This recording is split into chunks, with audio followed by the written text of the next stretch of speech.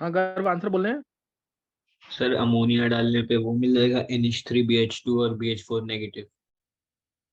हाँ मैं आंसर दे रहा हूँ उसका। अगर B2H6 है और इसमें डाल दिया NH3, NH3 strong Lewis base है, ध्यान रखना इस चीज का। जैसे बात करें NH3 PH3 H2O H2S HF HCl, तो ये तो पता ही है, यहाँ पे ये एसिडिक है। H2O न्यूट्रल है, H2S एसिडिक है। NH3 ही स्ट्रॉन्ग लुईस बेस है, ध्यान रखना NH3 जो है ये स्ट्रॉन्ग लुईस बेस है। और PH3 वीक हो जाएगा क्योंकि इस पे इलेक्ट्रॉन डेंसिटी कम हो जाएगी। एन का साइज छोटा, लोन पेयर कम वॉल्यूम पे, इस तरीके से इलेक्ट्रॉन डेंसिटी ज्यादा।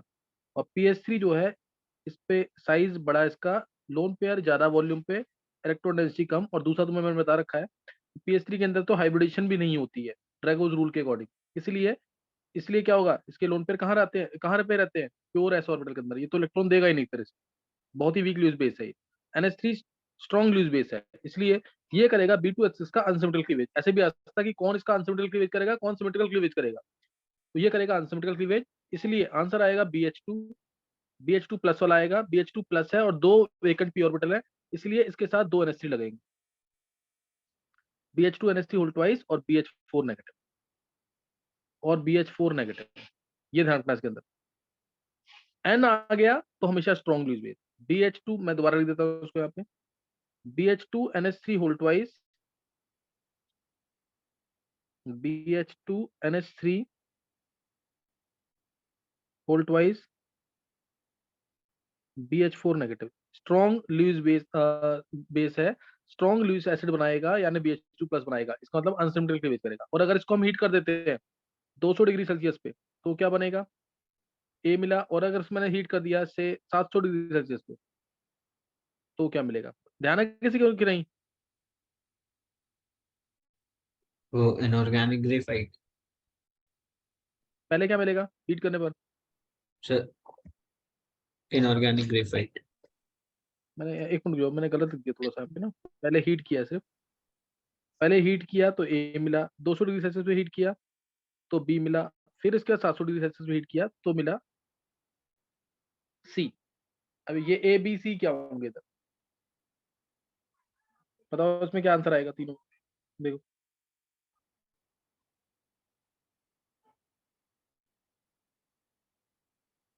क्या आएगा तीनों में। इनऑर्गेनिक बेंजीन, फिर इनऑर्गेनिक ग्रेफाइट और इनऑर्गेनिक डायमंड। किसने दिया आंसर। सर हिमांग। हाँ सही है मान। फिर आएगा B3N3H6 inorganic benzene which is more reactive than benzene. फिर 200 डिग्री सेल्सियस पे हीट करेंगे तो आएगा inorganic graphite, BN whole egg inorganic graphite, जिसका हेक्सागोनल लेयर्ड स्ट्रक्चर होता है, जैसे ग्रेफाइट का होता है, जैसे ग्रेफाइट का होता है। और उसके 700 डिग्री सेल्सियस पे हीट करेंगे तो यही फॉर्म आएगी, लेकिन इसको बोलेंगे इनऑर्गेनिक डायमंड। इसको बोलेंगे इनऑर्गेनिक डायमंड, जिसको हम डायमंड से भी थोड़ा हार्ड मानते हैं ज्यादा। इनऑर्गेनिक डायमंड ये आ जाएगा। इसका क्यूबिकल स्ट्रक्चर होता है, इसका क्यूबिकल स्ट्रक्चर होता है इनऑर्गेनिक डायमंड, जिसको हम बोरेजोन भी बोलते हैं, बोरेजोन, है ना, बोरेजोन।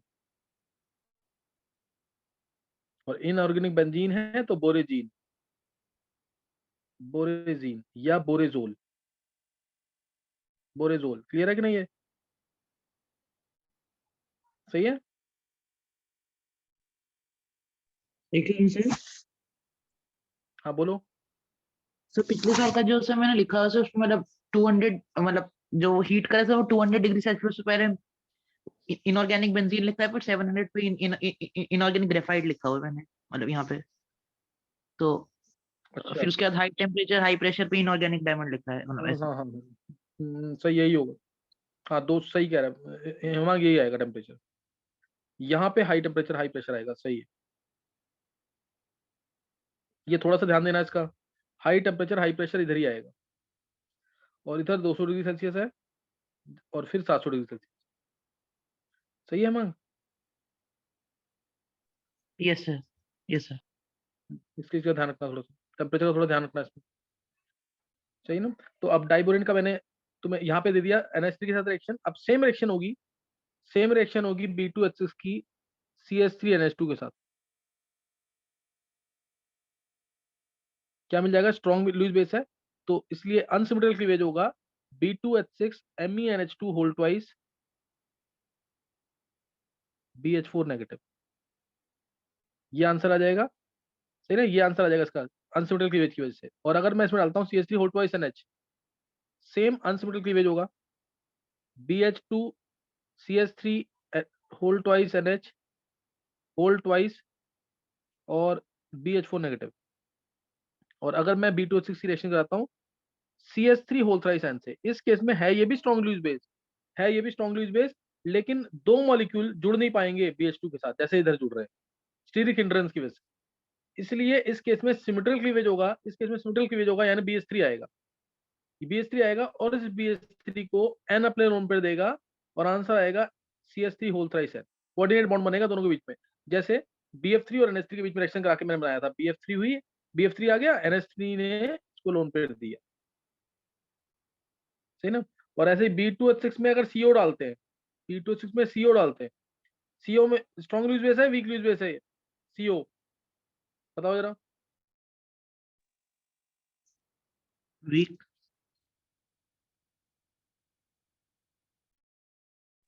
वीक क्यों है?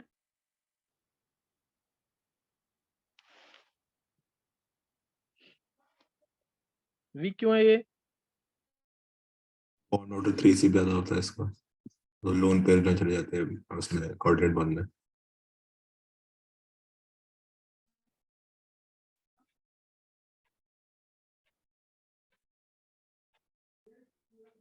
हाँ वीक क्यों है ये? इसका बॉन्ड ऑर्डर 3 से भी ज्यादा होता है, तो लोन पेयर जो है कोऑर्डिनेट बॉन्ड में चले जाते हैं। ये सिंपल बोलना, कार्बन sp हाइब्रिडाइज्ड है, कार्बन इसमें कौन सा हाइब्रिडाइज्ड है, sp हाइब्रिडाइज्ड है कि नहीं? Yes sir. sp hybridised carbon तो हाईली इलेक्ट्रोनेगेटिव होता है, इसलिए B2H6 की CO से रिएक्शन होगी अगर, तो BH3 2BH3 कह लो डॉट CO, कोऑर्डिनेट बॉन्ड बन जाएगा। समझ आ गया कि नहीं?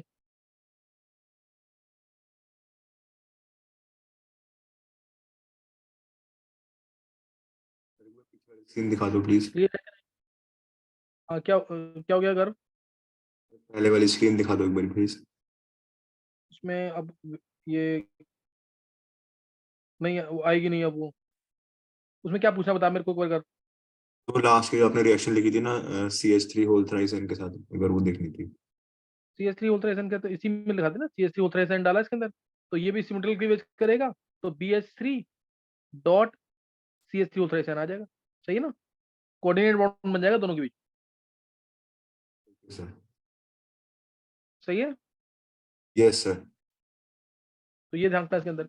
नेक्स्ट नोट करेंगे आगे, नेक्स्ट नोट करना है अब इसके अंदर ये, अब मैंने बोरोन के कंपाउंड डिस्कस कर दिए हैं। एक क्वेश्चन है इंपॉर्टेंट है, नोट कर लेंगे एक बार, जैसे इनऑर्गेनिक बेंजीन और बेंजीन में क्या डिफरेंस होता है, सही ना। इनऑर्गेनिक बेंजीन B3N3H6 और C6H6, इन दोनों में क्या डिफरेंस है? तुम्हें दिख रहा है इसके अंदर इट हैज पोलर बॉन्ड्स, है ना, B और N के बॉन्ड्स होंगे, पोलर बॉन्ड्स होंगे इसके अंदर। इसके अंदर बॉन्ड जो कार्बन कार्बन बॉन्ड्स होंगे वो नॉन पोलर बॉन्ड्स। रिएक्टिव ज्यादा है ये, मोर रिएक्टिव पोलर बॉन्ड्स की वजह से, और ये लेस रिएक्टिव है,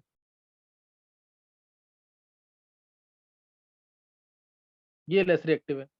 इसके अलावा इसको प्रूफ करने के लिए B3N3H6 है, इसको प्रूफ करने के लिए B3N3H6 दोनों की रिएक्शन कराते हैं HCl के साथ, क्या होगा बताओ, बेंजीन की रिएक्शन HCl के साथ और इनऑर्गेनिक बेंजीन की रिएक्शन होगी HCl के साथ, क्या होगा देखो, बताओ जरा आंसर।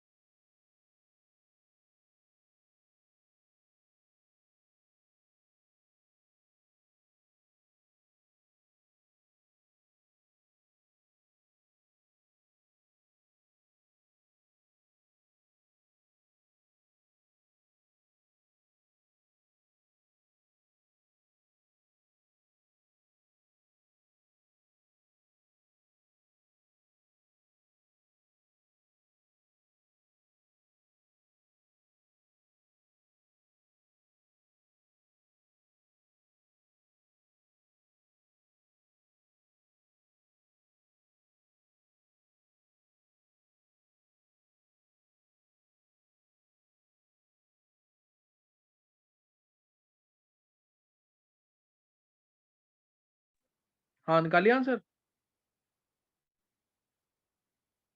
निकालिए आंसर कि नहीं?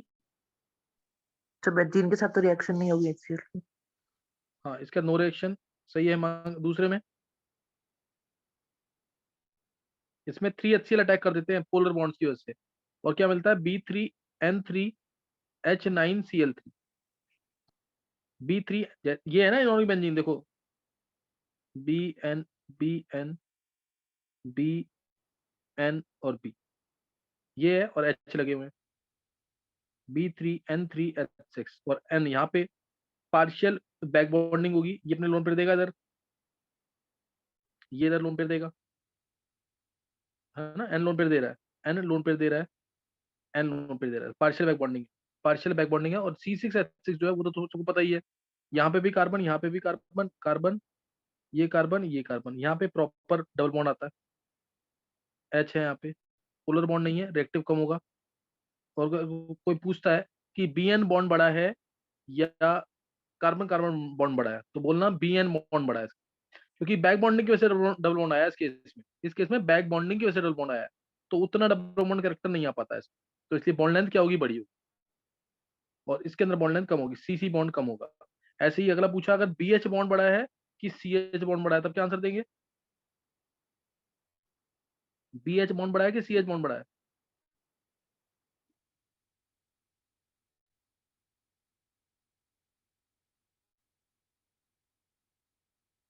कौन सा बॉन्ड बड़ा हुआ?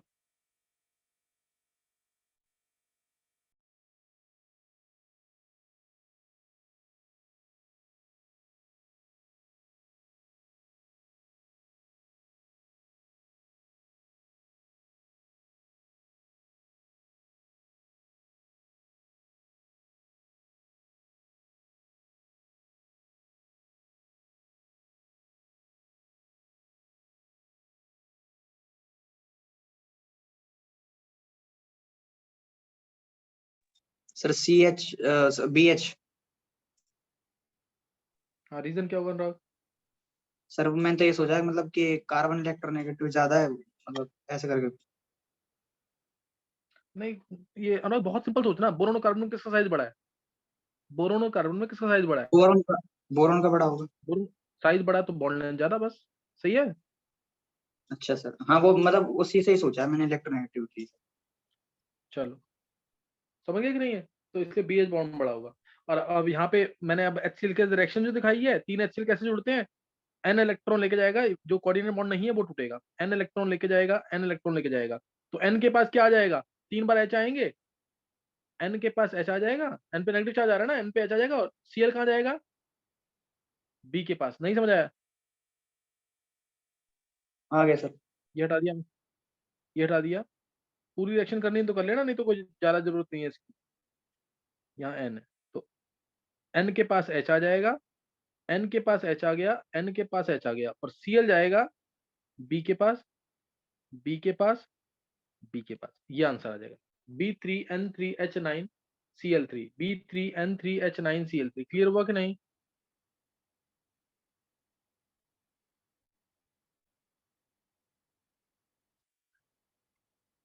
क्लियर है कि नहीं ये?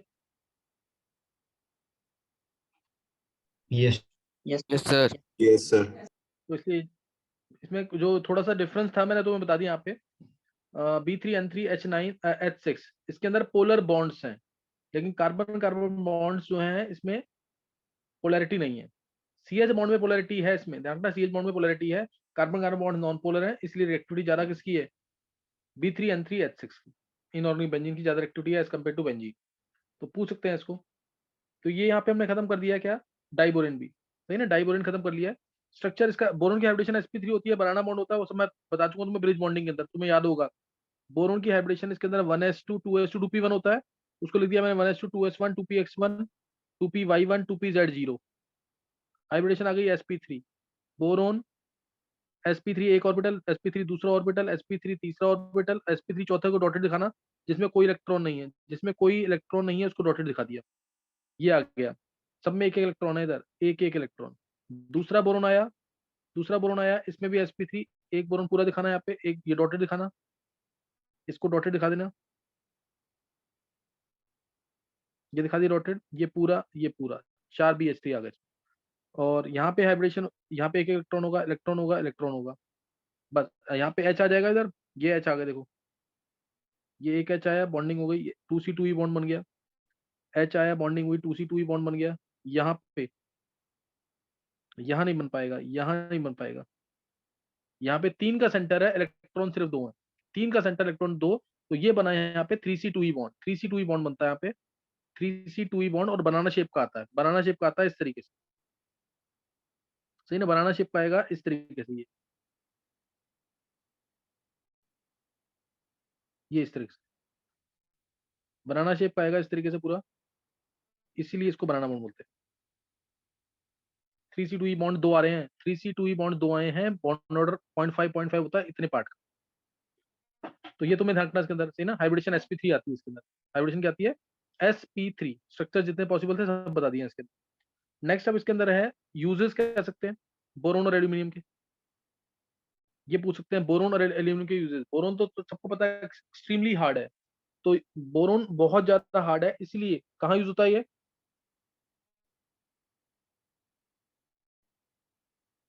बोलो इसका, मैंने यूज पहले बताया हो तुम्हें। Rock cutting machines. हाँ, और मैंने तो बताया ना, बुलेट प्रूफ जैकेट्स वगैरह जो बनती है इसकी, बोरोन की बुलेट प्रूफ वेस्ट, यहाँ पे मेनली यूज होता है इसका, सही ना, इसका। और बोरोन जो है न्यूक्लियर रिएक्शन में यूज होता है to absorb neutrons, to absorb, control rods होती है ना न्यूक्लियर रिएक्शन के अंदर, टू एब्जॉर्ब न्यूट्रॉन्स, न्यूट्रॉन को एब्जॉर्ब करेगा तो आगे जाके चेन रिएक्शन कंटिन्यू नहीं होगी। बोरोन रॉड्स जो है इनको कंट्रोल रॉड्स भी कहते हैं, टू एब्जॉर्ब न्यूट्रॉन्स। और सर वो ग्लास वगैरह में भी यूज हो कंट्रोल, सकता है।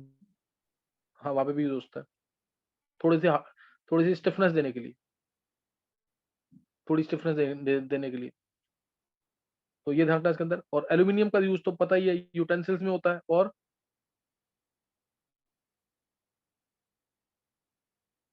यूटेंसिल्स में हो जाता है।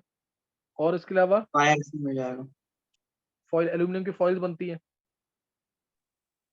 यूटेंसिल्स हो गई, फॉइल्स हो गई, और वायर्स। हाँ एल्यूमिनियम वो तो है ही, कंडक्शन तो उसका है ही, मतलब weight to weight basis check करें, अगर weight to weight basis check करें तो एल्यूमिनियम जो है इसका कंडक्शन डबल होता है as compare to copper. Copper अच्छा कंडक्टर है, लेकिन वेट टू वेट बेसिस में एल्यूमिनियम ज्यादा यूजफुल है।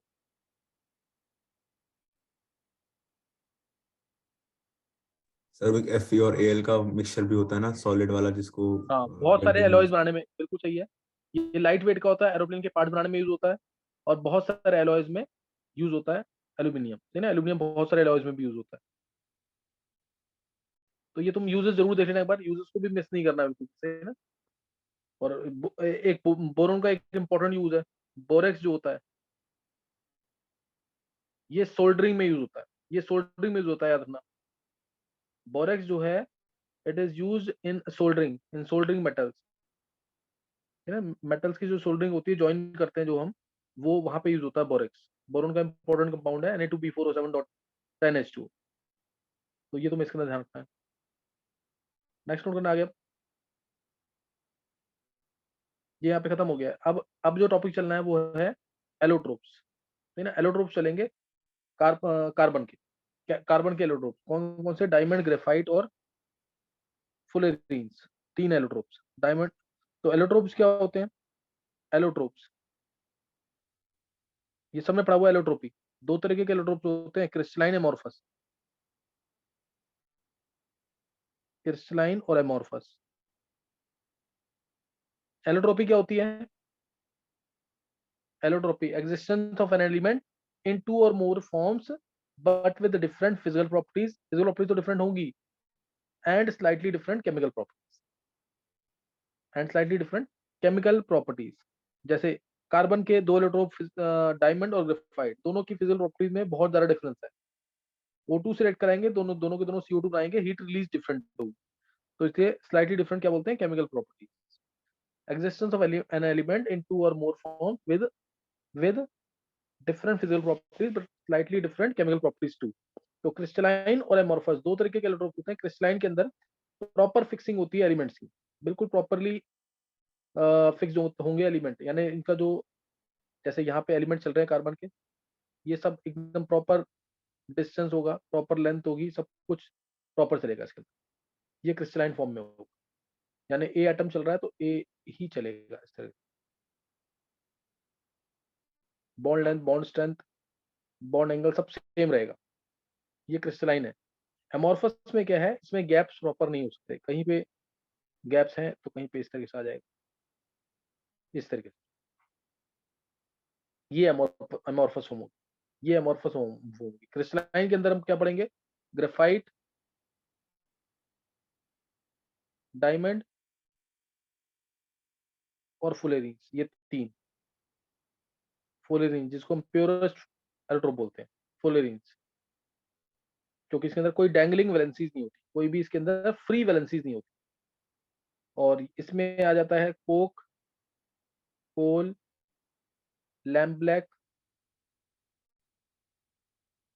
ये इस तरह से आ जाता है। ये क्या है, एमोर्फस, ये एमोर्फस। तो इसमें पहला स्टडी कर रहे हैं ग्रेफाइट, फर्स्ट स्टडी करेंगे ग्रेफाइट। सबने पढ़ा हुआ है ग्रेफाइट, ये कार्बन का एलोट्रोप है, clear, it is allotrope of carbon. ये एलोट्रोप है कार्बन का, इंपॉर्टेंट एलोट्रोप है बहुत, जिसके अंदर कार्बन की हाइब्रिडेशन होती है sp2, कार्बन की हाइब्रिडेशन होती है sp2, और इसका लेयर्ड स्ट्रक्चर होता है, लेयर्ड स्ट्रक्चर। और डिफरेंट जो लेयर्स होंगी they can slip over one another, इसलिए ग्रेफाइट जो यूज होता है as a lubricant. Layered structure की वजह से डिफरेंट जो लेयर्स हैं they can slip over one another, therefore it is used as a lubricant. ये क्वेश्चन आता है why graphite is used as a lubricant, क्योंकि जो डिफरेंट लेयर्स होती है ग्रेफाइट की, हेक्सागोनल लेयर, ये पूरा रखना, तो हेक्सागोनल लेयर स्ट्रक्चर मैं बना के दिखा देता हूँ, वो ज्यादा क्लियर रहेगा। ये इस तरह से लेयर स्ट्रक्चर होता है इसका।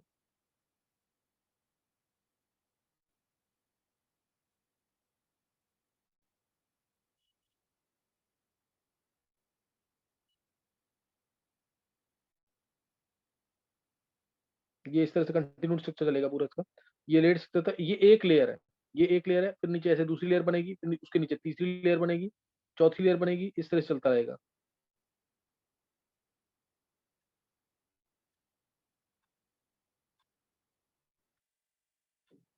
ये ऐसे कंटिन्यूड चलेंगी लेयर। तो तुम्हें दिख रहा होगा एक कार्बन एटम तीन बॉन्ड बना रहा है, कोई भी एक कार्बन एटम चेक कर लो, तीन बॉन्ड बना रहा है, एक इधर तो एक इधर तो एक इधर। तो एक इलेक्ट्रॉन जो इसका फ्री है वो बनाता है पाई बॉन्ड, वो बनाता है क्या, पाई बॉन्ड नीचे लेयर्स के साथ, इस तरह से ना, ये पाई बॉन्ड बनेगा, और दोनों लेयर्स के बीच में पाई बॉन्ड अपनी ही लेयर में बनेगा।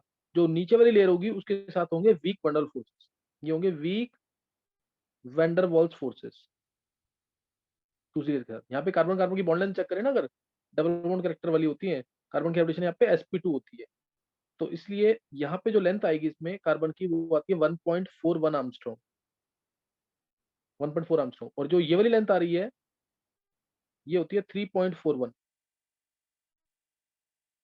आर्मस्ट्रॉन्ग, 341 पिकोमीटर भी कह सकते हो। और जो लेयर्स बन रही है ना, तुम ऐसे सोचना कि एक मल्टी स्टोरेड बिल्डिंग है, उसमें floor ceiling floor ceiling floor ceiling ये ऐसे हैं, और ये सीलिंग जो है या फ्लोर जो है ये स्लाइड कर सकते हैं, ये हिल सकते हैं, कभी इधर जा सकते हैं, टू इस तरह से टू एंड फ्रो टाइप का ये मोशन हो सकता है। तो ये लुब्रिकेशन इसलिए प्रोवाइड करते हैं, different layers they can slip over one another as they have weak van der Waals forces in between them. तो ये एक दूसरे के ऊपर स्लाइड कर सकती है, सोच पा रहे हो इस चीज को कि नहीं, ये different layer they can slide over one another. तो जहां पे ऑयल है जो लुब्रिकेंट की तरह यूज नहीं हो सकता, तो बहुत मतलब टन्स में अगर वेट है, मान लो टन्स में वेट है, यहाँ पे ऑयल तो एज ए लुब्रिकेंट यूज हो नहीं सकता, तो वहां पे हम एज ए लुब्रिकेंट यूज करते हैं किसको, ग्रेफाइट। तुम्हें समझ आ रहा है मैं क्या बोल रहा हूँ, ये different layers they can slip, जो हेक्सागोनल लेयर्स बन रही हैं they can slip over one another. गर्व, Yes, sir. ये क्लियर हो रही बात की नहीं है। Yes, sir. ये 10th क्लास में भव्या, यस सर। भव्या समझ आ रहा है मैं क्या समझा रहा हूँ ये चीज, डिफरेंट लेयर्स यस सर जो हेक्सागोनल लेयर्स बन रही है ये एक दूसरे के ऊपर स्लाइड कर सकती है, स्लाइड करती हैं, जिसकी वजह से यस ये एज ए ये ग्रेफाइट जो है एज ए लुब्रिकेंट यूज होता है, ये एज ए लुब्रिकेंट यूज होता है, वीक मेटल फोर्सेज है इसकी। और ग्रेफाइट का क्वेश्चन आया हुआ आईआईटी के अंदर, graphite is a better lubricant on moon than on earth, क्या लिखेंगे इसका answer? Graphite is a better lubricant on moon than on अर्थ।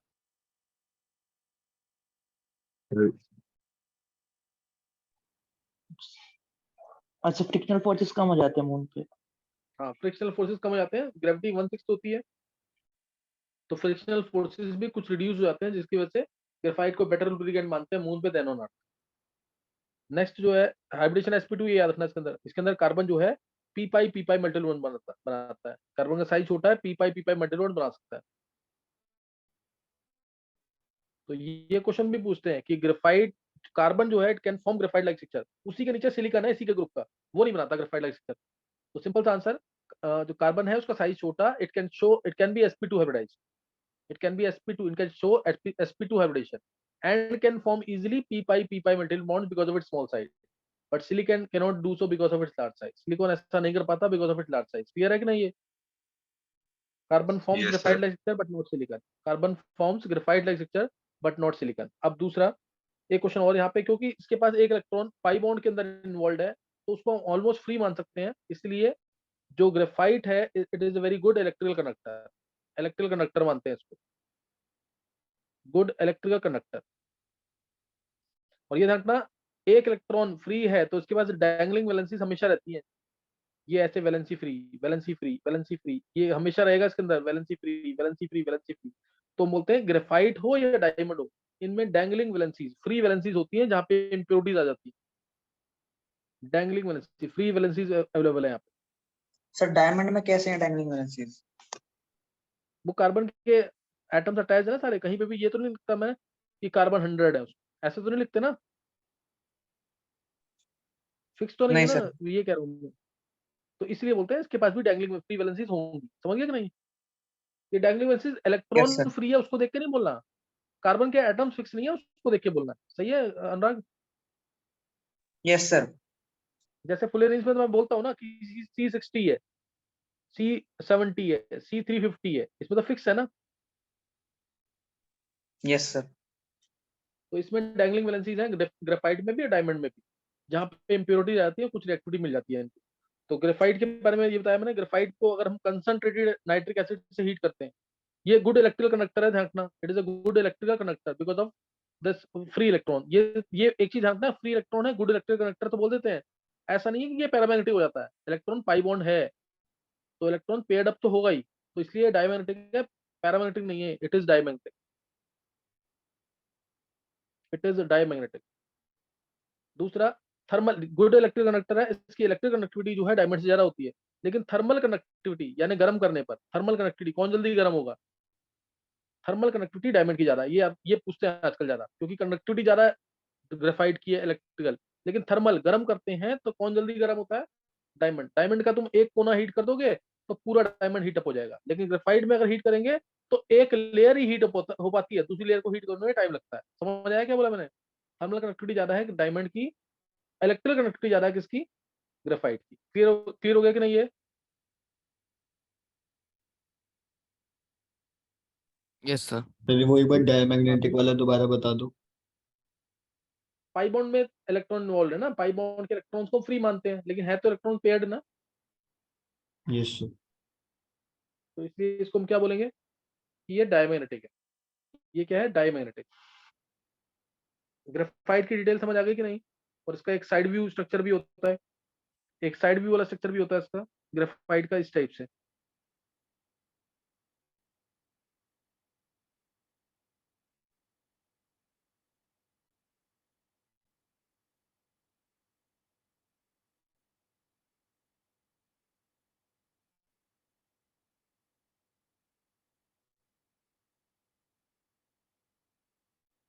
ये इस तरह से।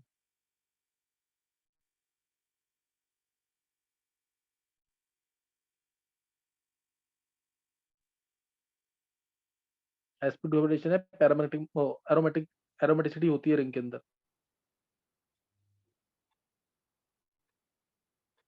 ये इस तरह से। ये साइड व्यू वाला स्ट्रक्चर है, पाई बॉन्ड इसके इस तरह से शो करते हैं। लेयर में तो हमें दिखेगा नहीं ना, क्लियर है कि नहीं है?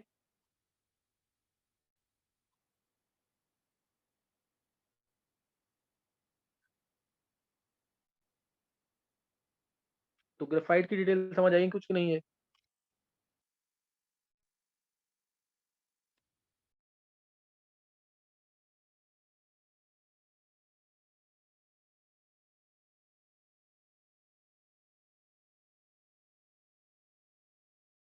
ग्रेफाइट यूजेस है ना, लेड पेंसिल्स में क्या प्रेजेंट होता है? ग्रेफाइड। लेड पेंसिल, हाँ ग्रेफाइट होता है हर चीज का। हाँ उधर ग्रेफाइट होता है, लेड पेंसिल्स, लेड पेंसिल में ग्रेफाइट प्रेजेंट होता है। फिर इसके अलावा ग्रेफाइट सॉफ्ट तो बोलते हैं हम, ग्रेफाइट सॉफ्ट है इन कंपैरिजन टू किसके सॉफ्ट है? In comparison to diamond. किसके सॉफ्ट है? डायमंड। डायमंड के। और अदरवाइज ये आयरन से भी ज्यादा हार्ड होता है ना, अदरवाइज ये आयरन से भी ज्यादा हार्ड है ना, ये चीज झांकना इसके अंदर।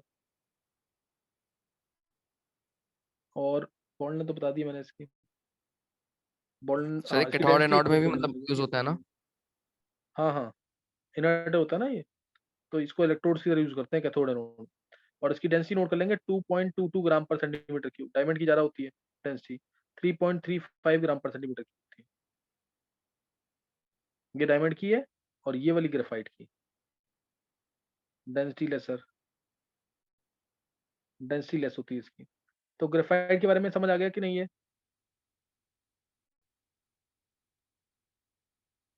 ये पॉइंट्स नोट कर लेना। कुछ और पॉइंट्स होंगे डायमंड के, जब मैं डायमंड को पढ़ाऊंगा ना तो सोचता मैं इसके पॉइंट्स भी कुछ बता दूं। अभी जो बताया इतना एटलीस्ट पता होना चाहिए। स्कूल का क्वेश्चन सिंपल आना है, ग्रेफाइट लुब्रिकेंट की तरह यूज क्यों होता है? Layered structure, layered structure hexagonal layered structure है, different layers can slide over one another, therefore it is used as a lubricant where oil can't be used. जो heavy machinery होती है उनको एक दूसरे के ऊपर स्लाइड कराना है, तो ऑयल अगर यूज करेंगे तो ऑयल तो कोई फर्क डालेगा ही नहीं, तो इसलिए हम वहां क्या यूज करेंगे, ग्रेफाइट को यूज करेंगे एज ए लुब्रिकेंट। चलो अभी तुम यहीं तक करना। अब डायमंड रह गया, इसमें फुलेरिन्स रह गया, दोनों इंपॉर्टेंट। अब ग्रेफाइट चाहे डायमंड की प्रिपरेशन हो या फुलेरिन्स की प्रिपरेशन, दोनों की प्रिपरेशन ग्रेफाइट से होती है। ग्रेफाइट को अगर मैं गर्म करता हूँ लगभग ये मान के रखना 4000 केल्विन के आसपास, 4000 केल्विन के आसपास, और प्रेशर भी बहुत ज्यादा, भूल जाओगे तो high temperature high pressure, 50,000 atmosphere से 60,000 एटमॉस्फेयर प्रेशर है, तो जाके ग्रेफाइट कन्वर्ट होता है diamond. Graphite plus heat gives diamond, endothermic process है, एंडोथर्मिक प्रोसेस है। और ग्रेफाइट को में अगर मैं इलेक्ट्रिक आर्क पास करता हूँ, electric arc, electric current pass करते हैं in the presence of inert gases जैसे नियोन या helium, in the presence of inert gases, तो वेपर्स जो मिले हैं, वेपर्स जो मिले हैं इसको कंडेंस करेंगे, वेपर्स को कंडेंस करेंगे तो जो सूटी फ्लेम आएगा, सूटी फ्लेम जो आएगा इसके अंदर प्रेजेंट होता है फुलेरीन्स। जैसे कार्बन 60 प्रेजेंट हो सकता है, कार्बन 70 प्रेजेंट हो सकता है, कार्बन 350 प्रेजेंट हो सकता है। जनरल फॉर्मूला इसका C21 होता है, n greater than equal to 30 होना चाहिए। C21 ये इस तरह से प्रिपेयर होता है क्या, फुलेरीन्स। सही ना, तो यहाँ तक तुम लोग कर लेना, भी याद कर लेना, जरूर बोल के देखना। वेडनेसडे तक तीनों चैप्टर तैयार होने चाहिए, हाइड्रोजन, एस और पी ब्लॉक। ये चैप्टर बहुत दिक्कत दे रहे हैं बच्चों को, जो भी मेंस का पेपर दे रहा है, इसलिए ये प्रिपेयर कर लेना जरूर इनको। सर EA क्या है ये ग्रेफाइट के बाद? Electric arc, electric current. और नीचे इनर्ट गैस है? इनर्ट गैसेज होती है ना, हीलियम, नियोन, आर्गन। वेपर्स ठीक मिलेंगी, है। वेपर्स को कंडेंस किया, सूटी फ्लेम मिलेगी, सूटी फ्लेम के अंदर क्या क्या प्रेजेंट होते हैं, फुलेरीन्स प्रेजेंट होते हैं, जैसे C60 प्रेजेंट है जिसका फुटबॉल लाइक स्ट्रक्चर होता है, और C70 है जिसका रग्बी बॉल लाइक स्ट्रक्चर होता है, जिसका रग्बी बॉल लाइक स्ट्रक्चर है। यही दो स्टडी करने हैं, C60 ही मेनली स्टडी करना है, जिसका फुटबॉल लाइक स्ट्रक्चर या सॉकर बॉल लाइक स्ट्रक्चर होता है। बकमिंस्टर फुलेरिन बोलते हैं इसको, बकमिंस्टर फुलेरिन।